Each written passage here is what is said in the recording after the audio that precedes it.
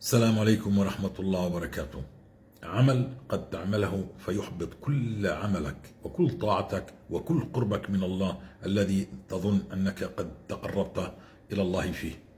ما هو هذا العمل؟ أن تنسب فضل الله عليك لنفسك أو لغير الله.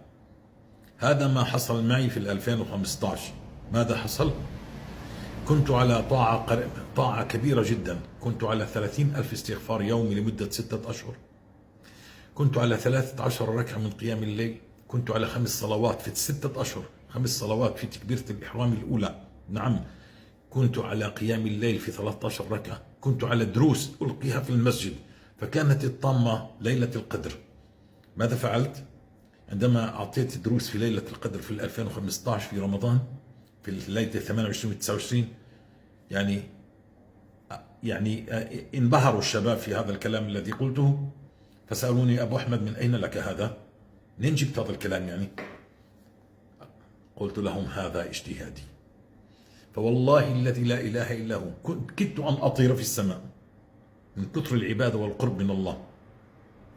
فأطفأ الله بعد رمضان مباشرة كل شيء من العبادة، لكن أعطاني كل شيء في الاستغفار وفي كل شيء، وكأن الله وفى وعده الذي وعد في سورة نوح. وكأنه جل في علا قال: لا نريد عبادتك فهذا أجرك، اذهب، لا نريدك هنا. نعم والله الذي لا إله إلا هو. فعدت كما كنت مصلي عادي يعني.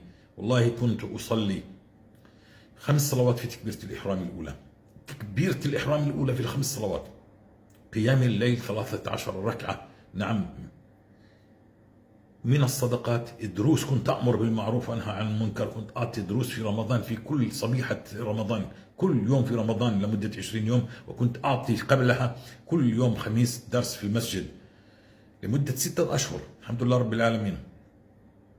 لكن عندما نسبت الفضل و30,000 استغفار يومي و1500 صلاة على رسول الله صلى الله عليه وسلم، كنت ماكينة عبادة. عندما سألوني الشباب: من أين لك هذا يا أبو أحمد؟ نعم، الكلام الصادق يصل إلى القلب. الكلام الصادق حتى لو كان من واحد لا يستطيع أن يتكلم كلمتين، سيصل هذا الكلام.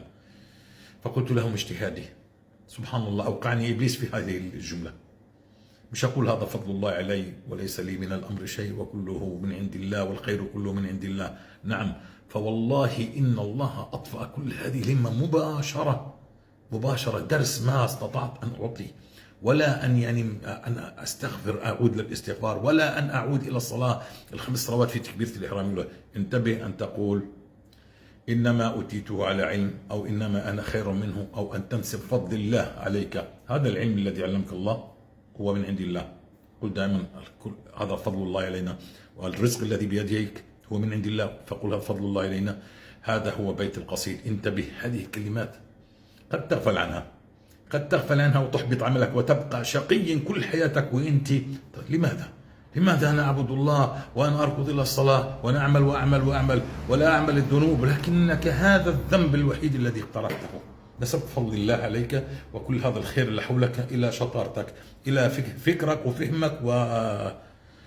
وقلت: اجتهادي. نعم، أنا أقوم الليل وأنا أركض وأنا أبحث وأنا أتحرى كل، مثلا إذا كان في التجارة، أين الأرخص وأين الأربح وأين كذا.